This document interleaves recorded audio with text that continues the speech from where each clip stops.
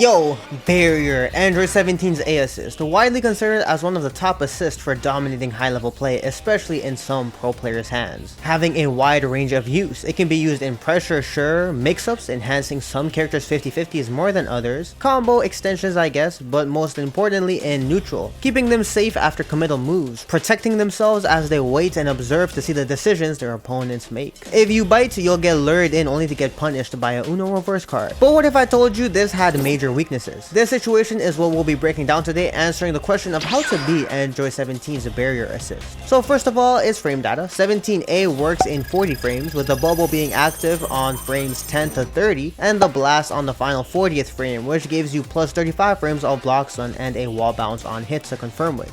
So within the first 10 frames, there's a gap that you can target sure before he gets active with the bubble, but that's kind of preemptive before he even lands. But what the game doesn't tell you is that it only blocks one hit of proration before trying to attack you. Proration referring to how many hits a move counts as, like a 5L is one hit, but so are some very fast multi-hitting specials, while other multi-hitting specials can count as 2 or more hits of proration. Trying to attack you is important, because if a move has 2 hits, it hits 17 before he can attack. This applies to some specials, especially beams that cleanly beat through it, and some normals. 17 can block more the earlier he gets hit, so the assist can be a bit inconsistent since he has some invul as he attacks. Some very fast strings of buttons can be shielded, but if you slightly delay these buttons, you bypass this. In a way, some hesitation can work in your way even if the point character is doing nothing and is safe. 17 can be punched up as you can see here, hitting him as he tries to attack you with a slight delay.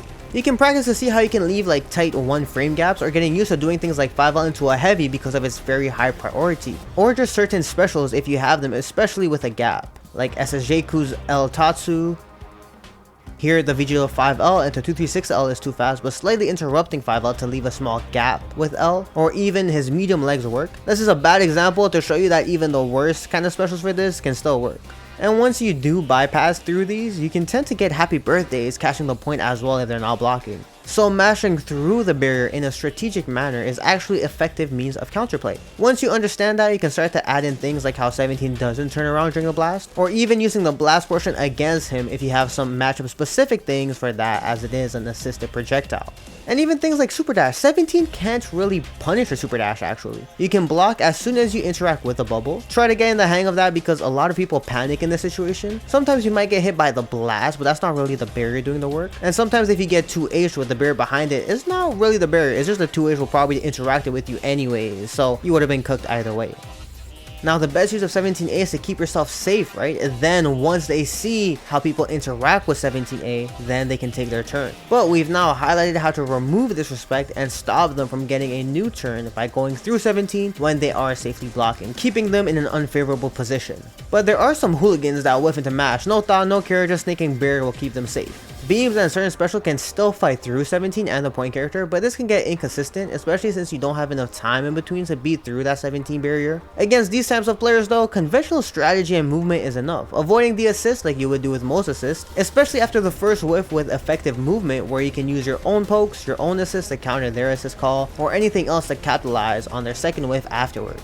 Depending on how sharp you are, you can hone in on your footsies where short hopping can be excellent, back dashes to be right out of their extra mashes and more. Or even out prioritize them with heavier attacks, especially if you move right outside of the blast's range to counter them. So not just their point character's mashes, but also 17's poke being the blast. And remember, you can still hit 17 after the blast while he's in recovery, so there's still a chance for a happy birthday after schmoving around him and then punishing on both. That's why it's not recommended to keep mashing after calling barrier, because you don't want to leave yourself even more vulnerable, especially if you kind of pair these two concepts together, like an angle beam after moving or other specials. Stuff like that can get really hard to deal with as a barrier user. Against these players, crossing over can be effective as well, and even dragon rush as a punish to go through the barrier, grabbing them before their match can come out while they're in recovery, which is pretty funny using dragon rush as a whiff punish, but can be very counter unga bunga. So essentially playing smart will let them kill themselves for you. These type of players try to prioritize calling barriers as soon as they can to cover a whiff, so making it through the first wave already puts you at a huge advantage. Because remember, once they run out of assists and you have the assist advantage, neutral becomes that much more fun for you.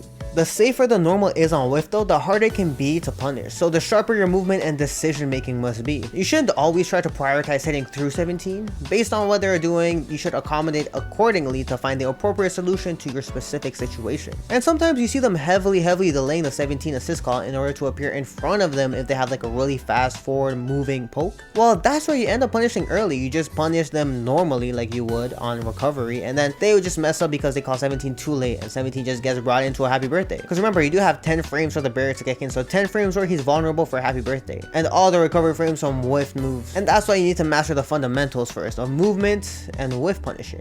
In general though, barrier tends to cook people the most when it's used to protect themselves in order to let them recover, and then they can base their next actions based on what you do. That's why at high level you usually see them let the blast do the punish for them, since it can mess up the attack confirm or heavily scale the combo if the blast lands after you hit them. And this is the biggest aspect we let 17A get away with, not capitalizing on taking a turn and over respecting the assist. A lot of people try to punish, see they get blocked once and try to escape or block or panic or something and then get punished. Not just that, but our over respect of 17 lets them make the most out of its blocks and for additional offensive options as well. Very fast buttons like we said with no thought can be fully covered by the barrier, compared to like a 5L slight delay heavy or specific specials on reaction, so building that up is key. Against that, the best they can do is block to stay safe or reflect and try to stay safe if the barrier call is more delayed, but then you can force some multi-reflex or continue pressuring on simply, completely disregarding the 17A barrier call. This is especially prevalent for neutral skipping specials that have nothing to cancel into like UI or Kefla's dashes. These ones with the huge recovery, these ones you can't let them get away with this.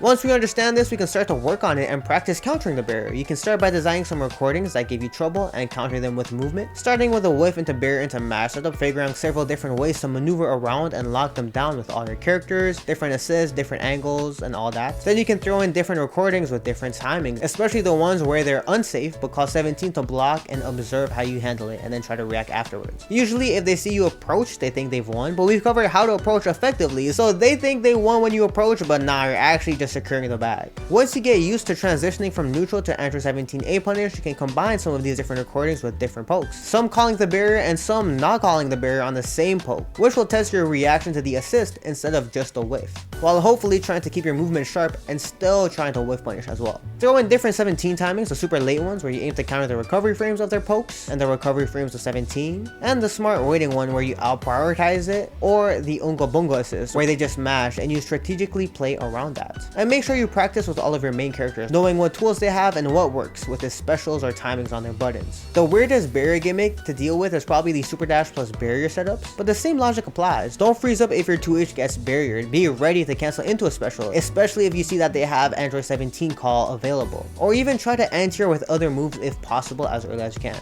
And of course, always be aware of the cooldown of the assist. If it is active, then you can alter your pokes to be ready for the barriers, even trying to do some movement patterns to bait the barrier out. Even if the barrier doesn't come out and you do something to handle the barrier, the poke will still catch them. Even if it isn't the ideal poke, you still put them in block stun. And if the barrier does come out, you can get 2 characters in one combo. Now compared to Android 18, hers is much more active because there isn't that in-between phase of trying to hit you with a blast, allowing her barrier to absorb more on top of gaining huge meter. So her assist is better set for these neutral base strategies as it doesn't have the same punish exactly, besides just an early DR against both I suppose, but 17A does have that benefit of having a hit for other purposes like mix-ups, combos, and all. And at last, LabGo 21's barrier finally appears in front to actually protect you while gaining meter at least, being useful because that shit was terrible appearing behind you before. All of these assists get exploded by supers, which can be a good trade punish if it guarantees a kill on those characters but leaves your point character vulnerable to their point. Thanks for watching. Android 17 barrier assist still has its time and place. Not saying it's trash, I think it can be very strong, but we tend to over respect it. So I hope this highlights the importance of movement as well as how to not over respect the barrier when it is out, punishing gimmicks and limiting the illusion of uninteractability so you don't have to always hold it. Just make sure you practice these concepts first before trying to execute them, and I hope you found some value in this video. Thank you to Psychotoad and Ken from WTG, the Halleck Tree, for the creation of this video. Appreciate y'all, man, and I'll see y'all next time. Peace.